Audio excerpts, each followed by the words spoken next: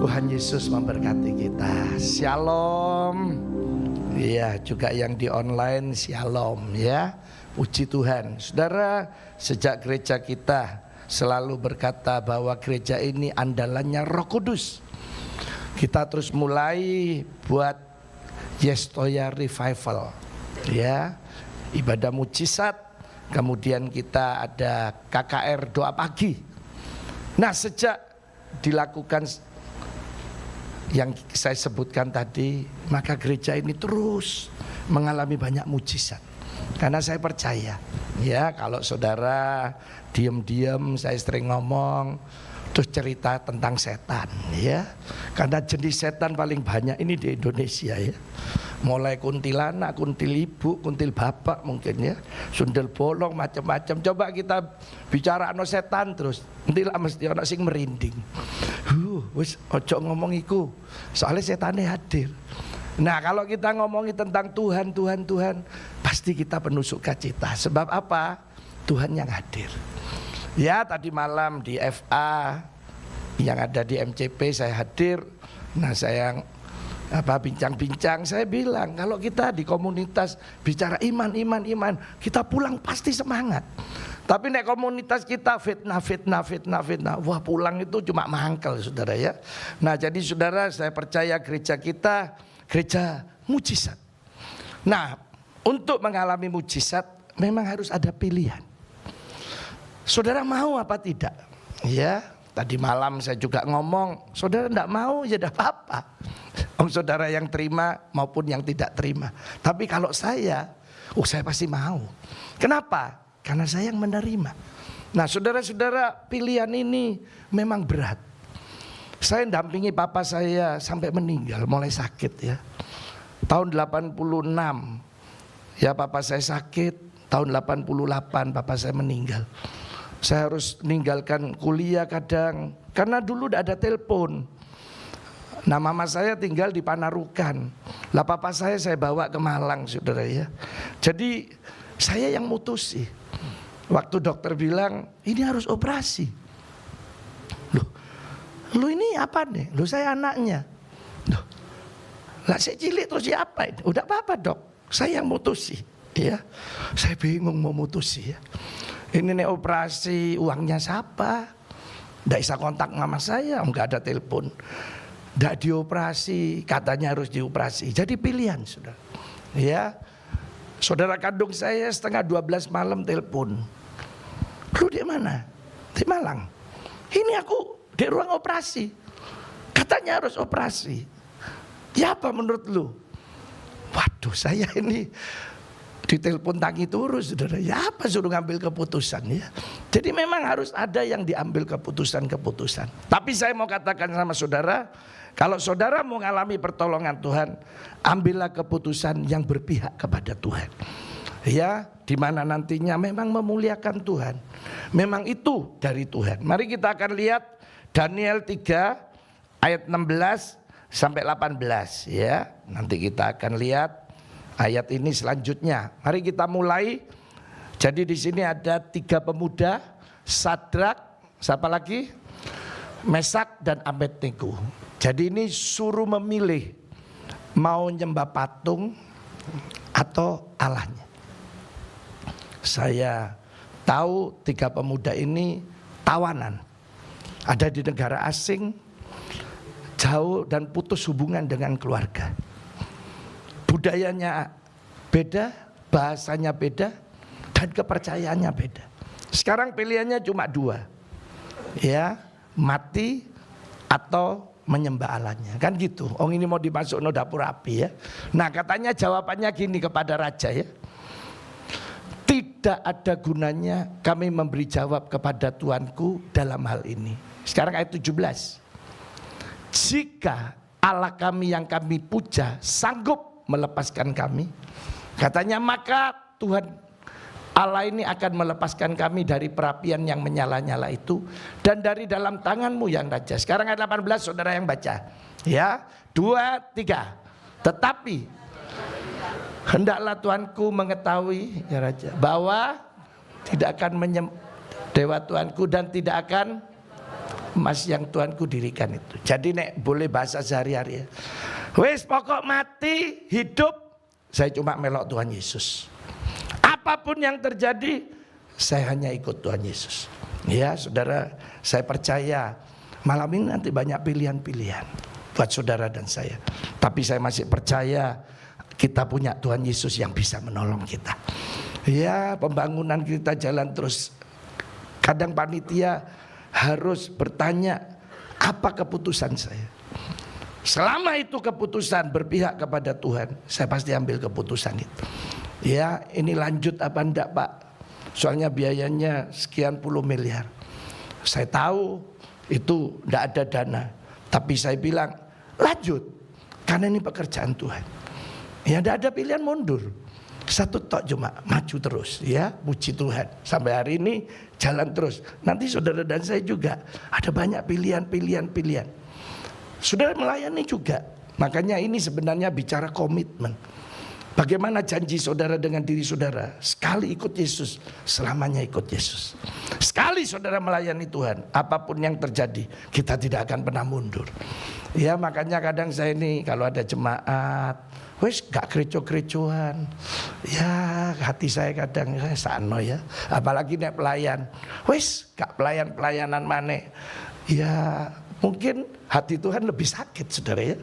Tapi saudara waktu keputusan diambil bahwa berpihak kepada Allah, berpihak kepada Tuhan kita, saya percaya Tuhan juga akan melakukan keajaiban. Mari saya lanjutkan baca biar saudara dapat cerita utuh ya. Ayat 19 sampai 26 katanya tambah marah Nebukadnezar ya. Air mukanya berubah terhadap Sadra, Mesak dan Abednego. Terus katanya dapur apinya suruh panas lebih dari biasanya yaitu 7 kali. Saya tidak tahu ini panas 7 kali ya apa ya. Tapi mungkin saya ini biasa masak. Itu ada cetekannya ya. 1, 2, 3 kira-kira gitu ya. Tambah lama ada tambah yang panas. Wis pokok ini bikinan sing paling panas wis. Ya kan 7 angka sempurna. Ya katanya ayat yang ke-20. Kepada beberapa orang yang sangat kuat dari tentaranya diperintahkan untuk mengikat Sadra, Mesak, Abednego dan suruh masuk dalam perapian yang nyala-nyala. Sekarang ayat 21. Lalu diikat ketiga orang itu ya dengan pakaiannya, celananya, topinya semua. Terus dimasukkan ke perapian yang menyala-nyala. Ayat 22. Karena katanya perintah raja ini sangat keras. Jadi panasnya luar biasa. Saudara tahu orang yang ngangkat ini loh, mati kebakar. Sehingga angkat loh mati. Ya. Saudara sekarang ayat 23. Tetapi ketiga orang ini Sadra, Mesak, Abednego jatuh ke dalam perapian yang menyala-nyala dan terikat lagi. Ayat 24. Kemudian terkejutlah Raja Nebukadnezar lalu bangun dengan segera dan ngomong sama menterinya. Bukankah berapa orang tadi yang masuk? 3. Dan itu kan yang terikat dimasukkan ke dapur api. Benar. Katanya menteri, betul. Sekarang ayat 25. Katanya gini, tetapi ada 4 orang yang kulihat berjalan dengan bebas di tengah-tengah api itu. Mereka tidak terluka. Yang keempat rupanya seperti apa? Menurut saudara siapa ini? Iya Yesus sendiri ya. Baru ayat terakhir 26, ayo kita baca 2, 3. Lalu Nebukadnezar mendekati dan berkatalah ia, Sadra, Mesak, Abednego apa? Hamba-hamba yang maha tinggi keluarlah, datanglah kemari. Lalu keluarlah mereka. Saudara, keputusan saudara dan saya menentukan kita ditolong apa tidak oleh Tuhan. Makanya malam hari ini jangan pernah berpikir untuk meninggalkan Tuhan. Sekali ikut Yesus selamanya. Mungkin saudara merasa ada kekecewaan. Itu biasa manusia. Tapi kebaikan Tuhan jauh lebih banyak. Saudara ambillah keputusan berpihak. Untuk saudara sekali ikut Tuhan, selamanya ikut Dia. Makanya saya bilang gereja yang tidak ada mujizat, gereja itu akan kering. Jemaat yang tidak mengalami mujizat, pasti jemaat itu akan kering rohani. Dan satu titik tertentu dia akan bilang, apa Tuhan masih ada? Bayangkan saudara, dia awal-awal sudah banyak mengalami mujizat, tapi karena terjadi kekeringan rohani, sampai mempertanyakan apa Allah ini masih hidup atau tidak. Makanya kita butuh setiap hari, setiap saat ada mujizat. Mukjizat itu biasa. Justru kalau kita tidak ngalami, nah ini baru luar biasa. Luar biasa namanya ya. Nah saudara coba 40 tahun orang Israel tiap detik loh, ya ngalami mukjizat lewat tiang awan, tiang api. Ini belum yang makanannya mana, minumannya, lihat binatangnya dikasih rumput di padang gurun ya, dan lain sebagainya. Lihat ke atas tok aja. Wah, itu baru yang tiang awan. Lihat tiang api, wah, itu orang Israel yang di dalamnya. Sekarang suku-suku yang di sampingnya, suku Midian, Moab, semua yang dilewati. Lebih lagi, kalau lihat, wah, ini bangsa apa ini? Kok bisa ada tiang awan, ada tiang api? Siapa Allahnya? Wah, dahsyat ini. Hari ini kedahsyatan itu akan terjadi buat saudara dan saya. Seperti Sadra, Mesak, Abednego. Ya, ambil keputusan yang berpihak kepada Allah. Saya lihat ada anak Tuhan ya, berani ninggalkan Yesus supaya jabatannya bisa naik. Terus alasannya, nanti kalau saya sudah naik Pak, saya akan bertobat kembali. Saya gini, konyol ini omongannya ya. Duh ada saudara ya. Ternyata tidak pernah kembali ya. Saudara-saudara, hari ini ambillah keputusan yang berpihak kepada Allah. Saya tahu ada banyak saudara yang hari ini harus ambil keputusan. Ya mungkin ada yang sakit, saudara ada yang bangkrut, ya dan lain sebagainya. Dulu saya masih bisnis, istri saya ngomong sama saya gini, lu ini Senin sampai Jumat kok nerima pelayanan sih? Kan ngurusi kerjaan, tambah suwe tambah akeh lo pelayananmu. Gini aja, ambilin putusan, pilihannya cuma 2. Nek mau Senin sampai Jumat tidak boleh nerima pelayanan. Nanti Sabtu Minggu tak barengi wis, biar arek sekalian pelayanan. Atau pilihan kedua, wis pabrik usaha tutup kabeh, terus melayani Tuhan. Waduh, pilihan yang tidak gampang saudara ya. Tapi waktu saya ngambil keputusan, ya wis, saya tak melayani Tuhan aja. Tidak gampang memang. Ini anak saya Pastor Yoel juga ngambil keputusan di hidupnya jadi hamba Tuhan, tidak gampang. Dia harus berpikir, dia harus ambil keputusan dengan sebaik-baiknya. Saudara juga saya percaya. Ya, semua saya ingin ambil keputusan yang berpihak kepada Tuhan, yang memang menyenangkan hati Tuhan, yang memuliakan Tuhan. Percayailah, Allah ini loh bisa menolong saudara dan saya. Lah ini loh tentara sing kuat, sing ngangkat ae belum nyampe wis mati ya. Tapi sing dimasukno dapur api satupun tidak ada bau hangus. Malah katanya ada 4 orang di dalam. Ternyata setiap kita ngambil keputusan yang benar, saya mau katakan Yesus ada di sana. Ya, jadi saudara mungkin hari ini ada yang bangkrut, ambillah keputusan yang benar untuk sekali saudara berpihak kepada Tuhan. Apapun yang terjadi, saya tetap bertahan bersama Tuhan. Mungkin ada saudara yang sakit, ambillah keputusan, saya lebih baik datang kepada Yesus. Dia yang menciptakan kita, Dia yang bisa menolong kita. Ya, yang terakhir saya punya mama 6 kali kena stroke, saudara ya. Yang 5 kali bersama saya. Jadi saya hafal kalau mama saya jatuh itu tidak boleh diangkat.